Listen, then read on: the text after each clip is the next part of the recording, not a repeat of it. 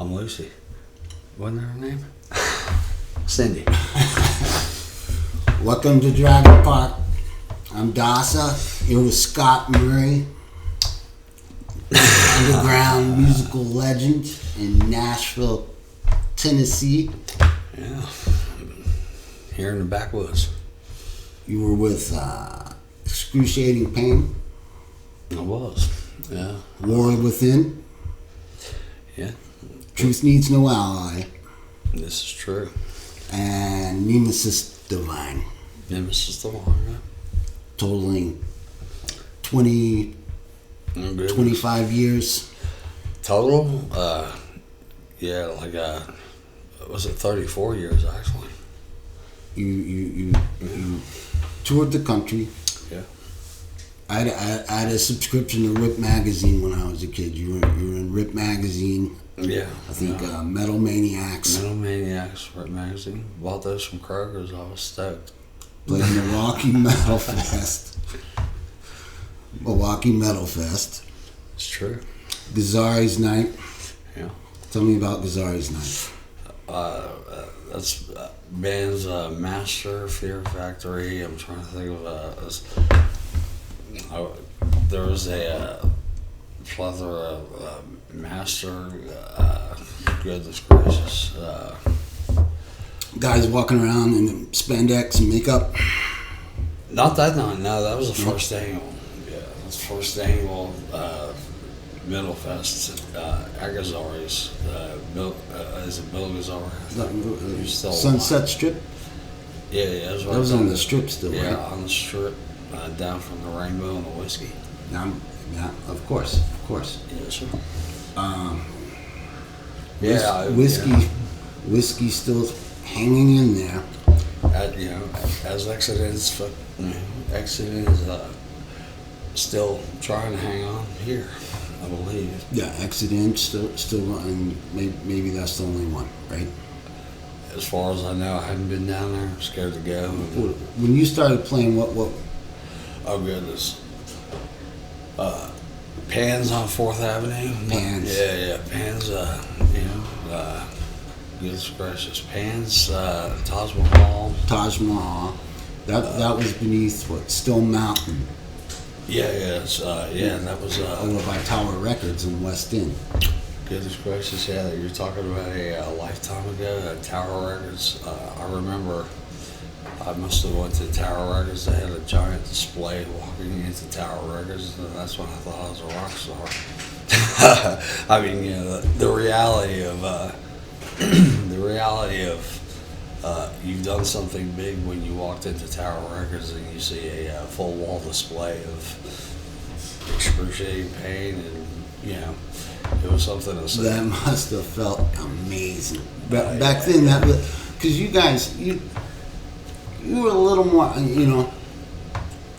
That's why I thought you were so talented, man. You guys really worked it like a business. You weren't, it was like serious. We were at Kinko's doing, photocopies of our zines and records, and you were actually signed to, I think, was it JL America? JL America. Started out as we initially got signed out of Mexico City, record label called Avanzada Metallica. And they didn't take away any of your artistic integrity. They were simply purchasing. You had already written the songs. Yeah, It's not like you were selling out or No. nothing. I mean, You guys weren't. that was like to be signed by anybody at that time is something to be proud of, and it should be said back then. Part of the big deal with that was a lot of the young kids don't know it was distribution. That meant your stuff was available in other markets. Oh yeah, it's worldwide. Relativity district. That's it doesn't get any bigger. I think you guys being Excruciating Pain, which is we'd say launched you. Right.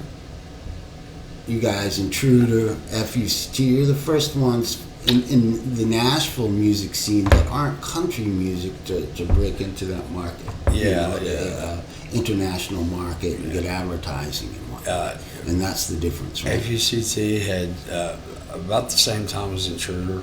Got the they got the best deal out of all of us being on Metal Blade. They got the 3-album deal. Carlisle Records was FUCT in 1990. They had the 1-album deal. Carlisle. Yeah, Dimensional Depth Perception, and we Thou Shalt Choose on. We actually were signed for a 3-album deal, but the label went bust after our second album that never got released. Did the entire recording. What happened to those recordings? Mary actually still has the DAT recordings to the second album. How are we gonna? When's that coming out, man? Next week, right? What's the hold up, sir? It's the funny thing is I've had conversations, like with people that have had excruciating pain pages up on YouTube and whatnot. They had asked me, is that anything we may hear from in the future? And thing is as far as as far as being genius, as far as studio stuff goes, how to transfer that to digital now. We should talk about this after the show. Absolutely. Now, we were talking about clubs. We've discussed it before. The first time I saw you guys, it was fantastic. One of the most amazing experiences of my life. I just moved to Nashville, and I was in high school, and it was at the Cannery, the 17-band slam at the Cannery, and that was a big one. just amazing. So the lineup then, that was you were playing bass. Yeah, so I started out. I played guitar. My entry into the band, they needed a bass player, and who was I to say no? And it was Ronnie's band, right? At this point, he was the passed away in 2016. And your drummer Sean Harmon, Sean, who was just amazing. Yeah, as a plethora. I mean, his history, rhythmical history, goes back to his grandfather who played studio albums. We used to joke that he was a robot that worshipped Satan. Oh my goodness! I remember this. What was it? What was that again? Because I know you have there's so many laughs through the years of those moments. You, Casey, and a hell of a lot of. Oh yeah, Casey used to yell out "Cookie Monster." I remember Cookie Monster. Come on, Cookie Monster. All right, right. That was Dragon Park days, of course. You remember the first time you went to Dragon Park? Yeah, I'd only been there a couple times, and I remember the last time we still had Jason Reason over with us a week before he passed. And Lee.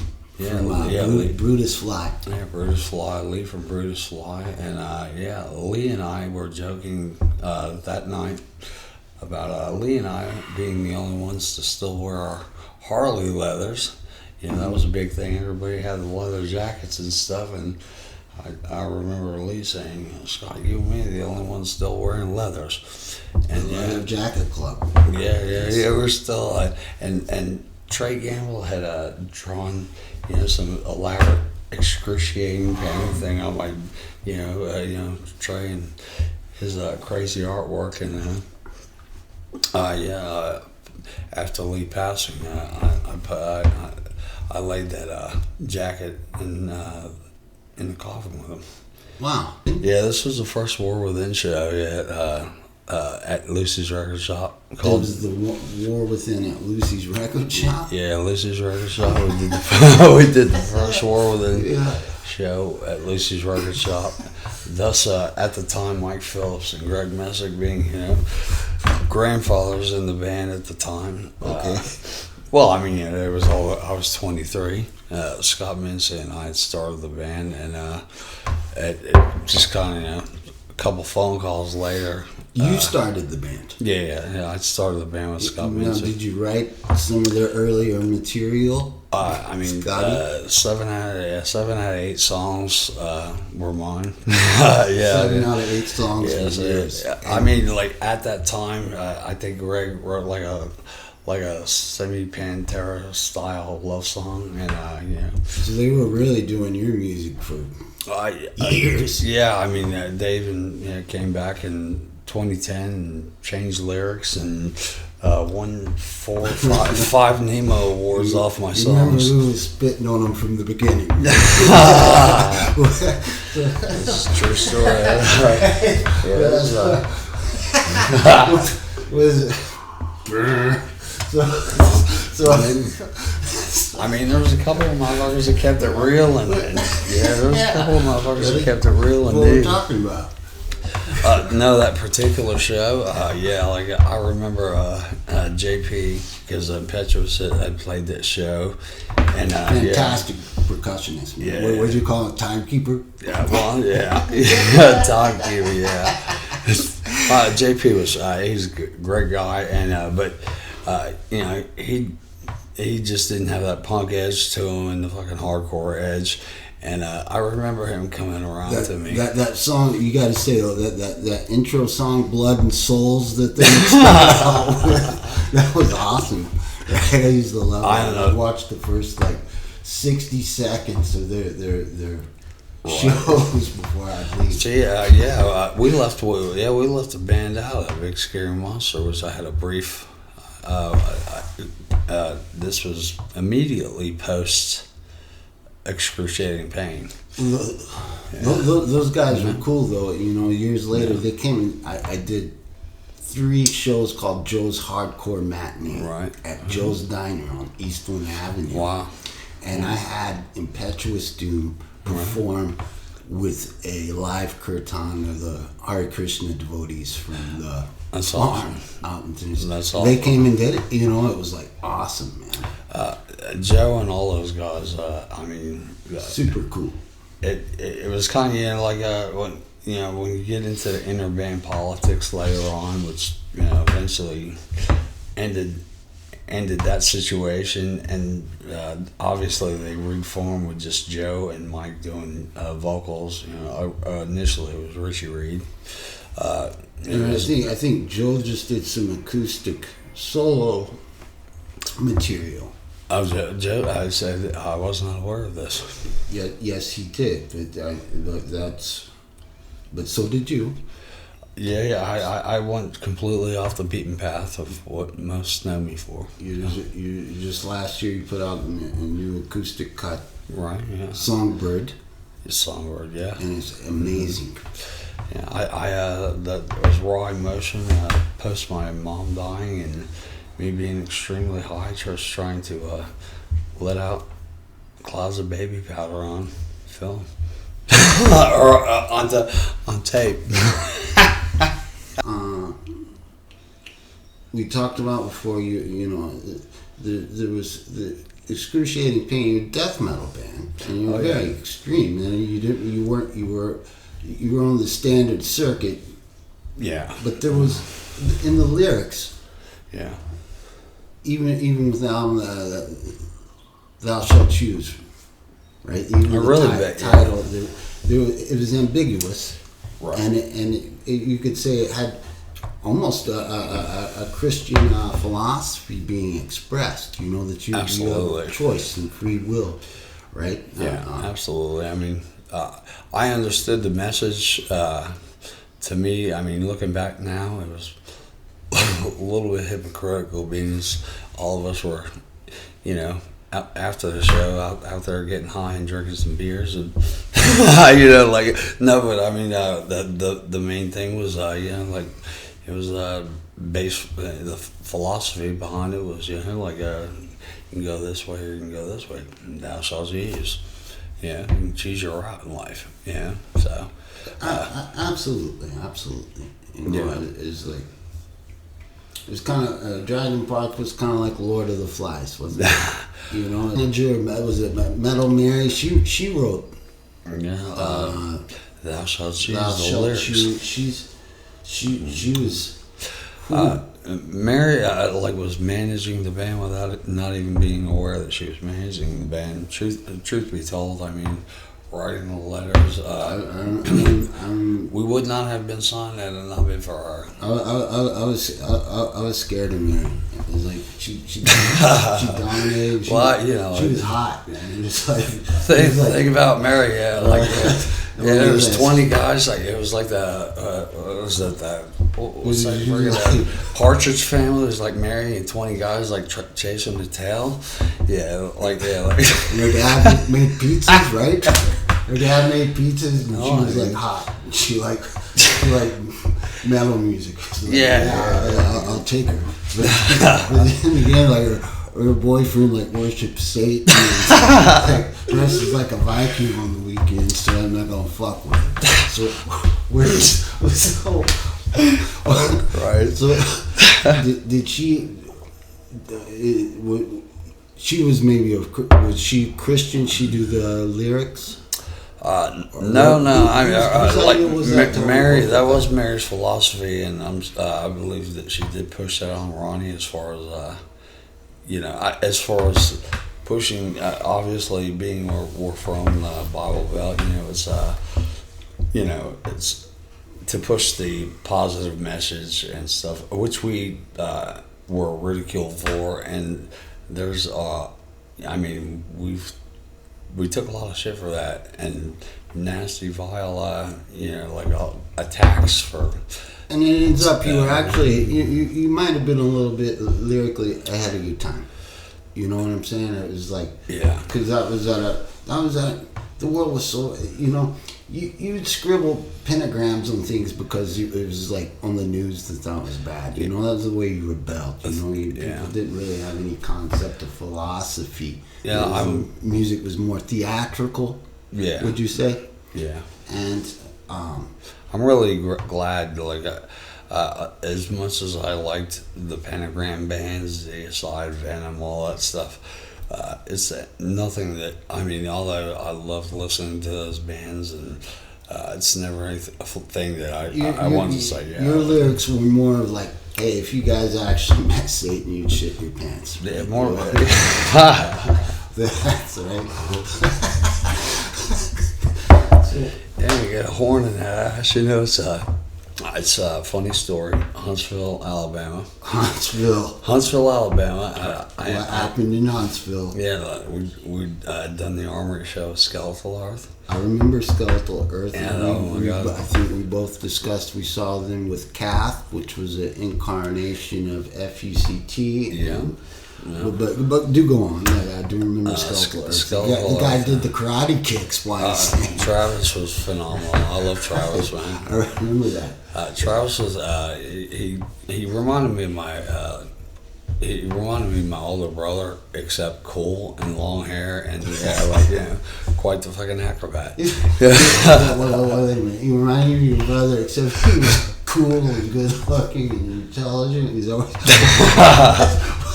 what kind of compliment was that? No, it was not offhand. Do go on. No, Travis, you have to. So he's everything your brother's not. Awesome.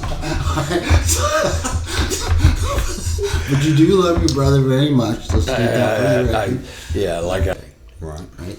So on the weekends we drive into Nashville proper that first year, right? Mm-hmm. My mom would to go shopping or whatnot. Right. So I'd tear the flyers off the telephone poles. You know what I'm saying? Yeah. So I always had I had flyers with you guys, FUCT. Mm-hmm. FUCT was like the gold standard for flyers. They had the coolest, man, because they were kind of had a theme. They did have a theme and gimmick. Oh yeah. And Rednecks in Pain.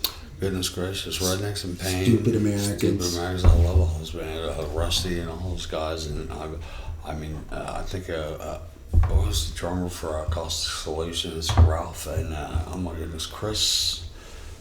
He played with your brother Chris. think of the drummer. I wish I had all these names off the top of my head and I can see him drumming, but his drumming... That guy was cool. He was a guy. His drumming was so ridiculous. I mean, so much fucking talent between that scene. It was a movement, and everybody, I mean, no matter their talent level, the one thing everybody needed... That was like MySpace days. No, this is pre-MySpace. Yeah, this is... Yeah, we're going back to 88. Really? Oh, yeah, I'm going to Sal's. Yeah, I'm going to Sal's Rock Block days. No, Metal Mary that we were talking about previously, if I'm not mistaken, her pops owned Sal's. Yeah, on Sal's downtown, which had the sickest scene. I mean, literally, I remember going to shows, and that place would be so fucking packed. Well, you're from New Jersey, right? Yeah, from Jersey, North Jersey, Bergen. Well, how old are you and your family? City. I came down here 13, 14 years old. 13, 14, so your sister Heather, she's, how many years, you don't have to tell me. You have an older sister Heather, she was actually our producer. Yeah, for the Truth Needs No Ally, and I think the project you were referring to with Chris, right? And Chris, yeah, Chris and Chris. She might have had her hands on that as well. Yeah, I mean, she was. If I remember correctly. Yeah, and Heather was not easy to fucking. She was not. It didn't take much to piss her off, send her over the edge if we were not. Going according to her standards, of course, through those years. She was... obviously, I would do things differently now, but... retrospect. She had more knowledge than me at that time. I didn't know what was going on. She had more knowledge than all of us, We were just, showing up. It wouldn't happen without her, I know that, and I appreciate it. We were test subjects, and, the thing is I'm honored. No, it was just great times, and years later, I'm going back probably to 2000. Preserve Casey Carver. Goodness gracious, I remember hearing in 2000, I'm trying to remember, around 2008, 2009, I was over visiting my sister with my fiance at the time, Tanya, and she had busted in on a cassette.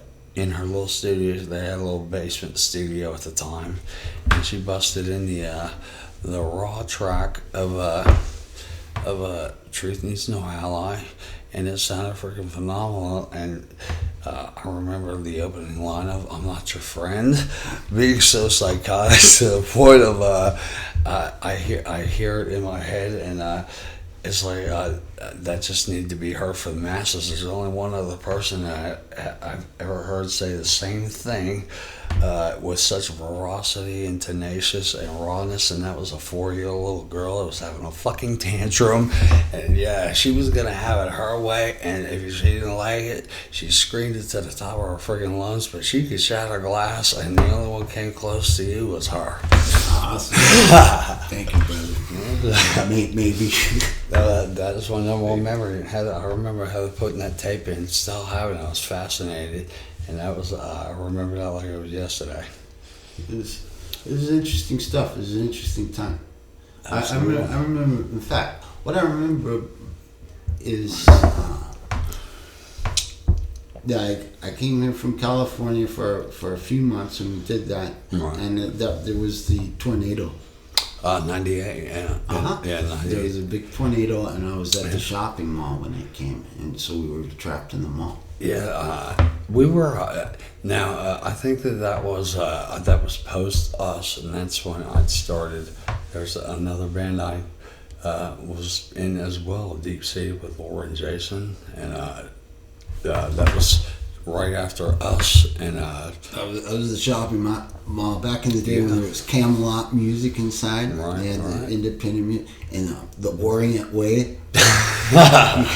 you could get like Rolling Stars, a metal T-shirt. Oh yeah! Oh my goodness! That'd be my first shop to stop in right on the corner. Yeah, Lita Ford poster.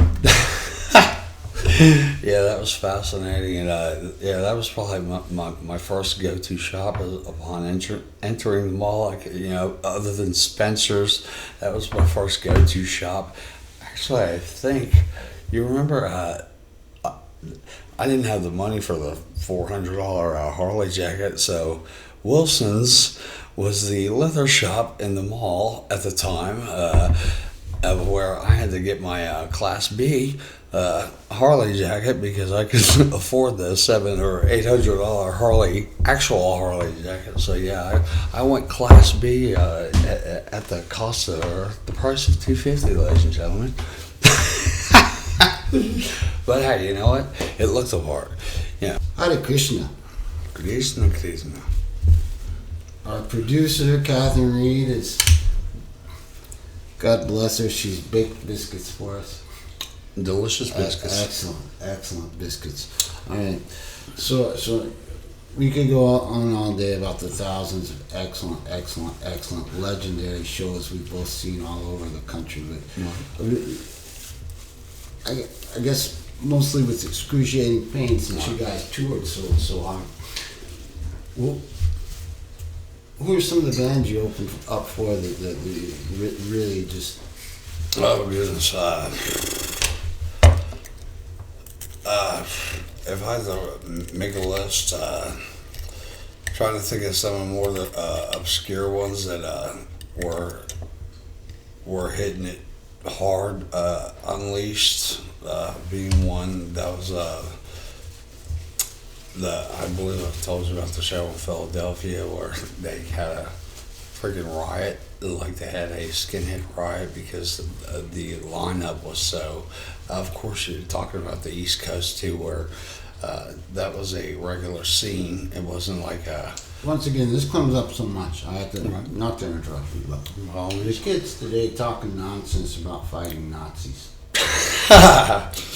When we said we were getting in a fight with Nazis, I mean, we were getting in a fight with Nazis. Yeah, he said, this is you're boots walking on the ground type situation. Yeah. When you're going into Philadelphia and now you can't You're even looking at shoestrings. Yeah, you can't even enter the club without going through the freaking metal detector. Make sure nobody had any shanks and madness. Like. I remember that Philadelphia show was one show that scared the shit out of me.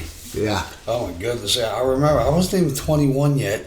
Laura had just turned 21, and she had they all got it. We all go through the metal detectors and all that stuff, and the three of them just shag ass to the bar, and I'm just amongst the madness. And then thousands. It's like a festival, in Philadelphia, and 30 bands. Unleashed being like probably one of the main headliners at that time. There were so many. I mean, so many. Goodness. I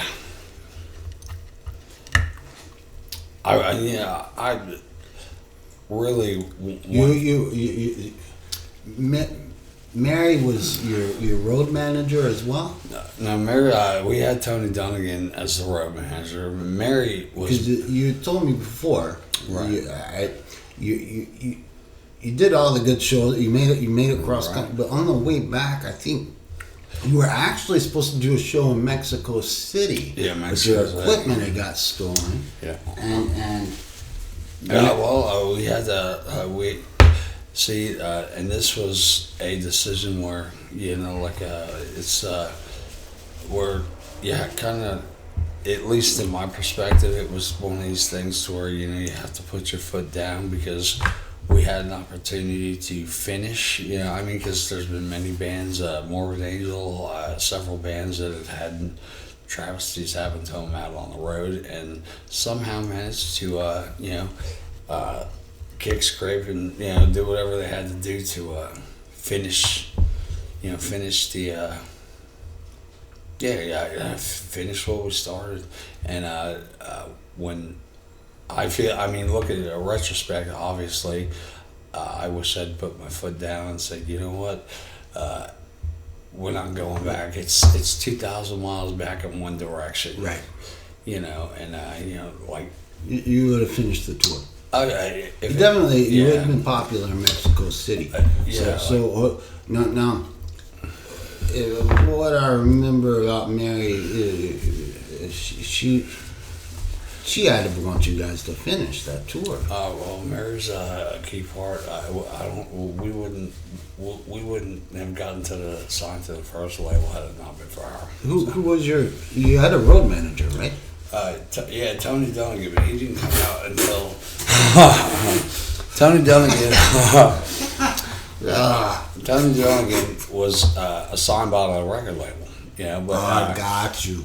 But Tony Dunnigan was also, I mean, he was a heavy hitter. Anthrax, he was, Anthrax, Cannibal Corpse, Anthrax, he was, I'm the man. Yeah. I remember that nonsense. Yeah. So he screwed you guys, and Well, I mean, it was conversation. Yeah, it was conversation between. I couldn't blame it on Tony. It was conversation between Ronnie and Tony Dunnigan. you see how Anthrax turned out. Well, yeah. But I'm just saying, Yeah, no, I mean, they are still playing, and Because again, Kudos to them. the kids don't have to deal with that today. You can totally manage your own career, book your own life, and everything, and it's quite common and routine. But this is kids don't. Yeah, they don't this is- understand work ethic these days. We didn't have websites or anything, but this is all underground and word of mouth, Right. and to orchestrate like And the a work. tour across the country, and then if Yeah. outside the country, even Mexico City, Mm-hmm. it's not this was Yeah, this that's was a hustle, Yeah, that's and it's a serious hustle. right. I know Mary. Her dad was involved with Sal's, and I think she did some shows out on their farmland or whatever. Yeah, right. had huge local shows with any of the kings of the scene at the time. She wasn't old by any. She was young. She was really young. She seemed older to me and my friends. We were little kids. I was just we were just dumb, but she was out hustling. I was one of the little guys in the Partridge Family, and I had the crush. I just wasn't chasing her around. Out of respect for her. She was dating Ronnie at the time, so. I do, yeah. Catholic Well, I thing. mean, you can see how Okay. it's because again you couldn't do it yourself, Yeah. and that to take it to that level, you needed another wheel in the band to do. That was a full-time job in and of itself, aside from rehearsing. Well, Right, you needed that. Oh, And yeah, we your needed other grammar. your other bands didn't have that. Right. We had a goal. I mean, we came in with a Because goal. Nemesis Divine, really, frankly, Nemesis is Divine. brilliant, right? Yes. That's brilliant material. Yeah, it was. But you're known more for excruciating pain. Correct. Yeah, I mean that was my that was my welcome to welcome to the reality. Welcome to the real thing. Obviously, I wouldn't even had entered excruciating pain had it not been for Mary and a call because they'd seen me. Best friends with her cousin. They'd see me at my first gig, which was with her cousin, and we played out at Gallatin Community College. Gallatin Community College, and What the fuck is that? is that near? Is that near Lebanon? Free Palestine. All right. What? I got a story about that too. Yeah, well, did I tell you about marching with Hamas in Hollywood? I was there, man. I was there, man. All right, so all right, well, Casey was from Lebanon. In Casey, I used to I brought Casey home after a few practices. Many times. Yeah, his mother had me out to visit him Right. on their land, and they had a beautiful lake. It was very beautiful. Yeah, Casey was top notch, man. I mean, he came from a good family, and he was just all in all a great guy. I mean, I couldn't say, I got nothing bad to say about him. I took the time to go see Johnny Cash's estate. The movie about Johnny Cash. Right. I was with Joaquin Phoenix, Yeah. and his wife was played by. Oh my goodness. Remember who? Reese Witherspoon. Yeah, Reese Witherspoon. That's right. Who used to hang out with us at Dragon Park. Right. Well, Reese Witherspoon. Goodness gracious. Yeah, that's coming back. That's most people, wouldn't, yeah. These are stories that must be told. Mm-hmm. 'Cause, nobody would believe that, Incredible days. Magnificent. Met many wonderful people such as yourself, brother. I was glad to be. I mean, I'd like to think, man, I have plenty more to give, and like I have plenty of memories there. However, until the last breath of me on this earth, I have plenty more to give, and I'm trying to get things done. So And we survived. We made it. Absolutely. How's your biscuit? freaking delicious. Thank you, Catherine Thank you. Reed. Thank you, Captain. Producer Catherine Reed also makes excellent biscuits. Delicious. And anything else you want to say, brother? I have we have years of history, and we can go on, and we can segment whatever, and I can come back for another visit at another time, and we can have plenty of. I hope to see you again. It's an honor to see you. It's an honor to be here. After Thank you. friendship and working on music and projects for. Thank you for I think I having me. met you almost 30, Yeah. 32, 33 years ago, a long time ago. So Wow. it's an honor to be still working on projects with you, brother. I'm glad you're still here, man. I'm glad you're one of the ones that made it. I don't know how some days, but I'm glad to be here. So I'm gonna definitely be contacting you later about that excruciating pain. We'll see if we'll have another future release for Back East Records, man. Absolutely. And I believe your friend Chris. Chris Knight, the original vocalist of Excruciating Pain. He was the original vocalist. Yeah, Chris was the original vocalist. Him, Todd Lappin, Sean, and Ronnie were the original lineup. That's the original lineup of Excruciating Pain. Wow, did not know that. Was that the lineup on the? You guys did a demo with And Blasted Lands. Blasted Land. I love that title. Yeah. I never had that or seen that, brother. Oh, well, what happened to that? That's the first demo, and actually I spoke with Chris about it yesterday. He's going to digitize that. Let's get that back out, man. He is going to digitize that and send that in classic format so we can thrash out the. Yay! Yeah, to those Liberate good the times. music. Also, People got too much stuff sitting around collecting dust. I'm good. He's sending Corinthian things as well. R.I.P. Chad Nash and Larry Bug and those guys in Corinthian, because I wouldn't even have been really even close to the scene had I not seen those guys first. Corinthian and Excruciating Pain, all part of the same clique, but Larry Bug I was best friends with Richie.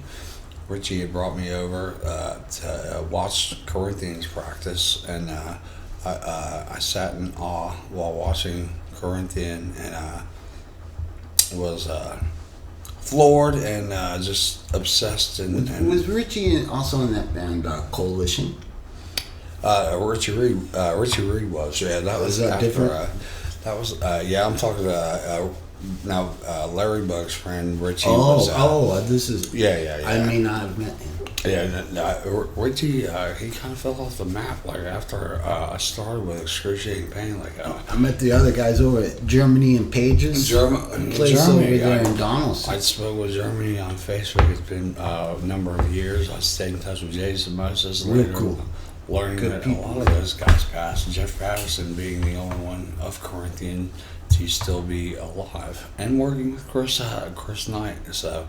I had a great conversation with Chris, and he's so maybe Chris Knight wants to get in touch with John Sewell, man, and can add to the archive. Oh, absolutely. I'm looking forward to. He's going to send me some good jewels that we can share. So let's look forward to that. Scotty, I admire and respect you as an artist, but as a friend and brother, I love you, man. It's been great. Love you too as well, Ron. See you again soon. Absolutely. You can count on. Hare Krishna. Krishna.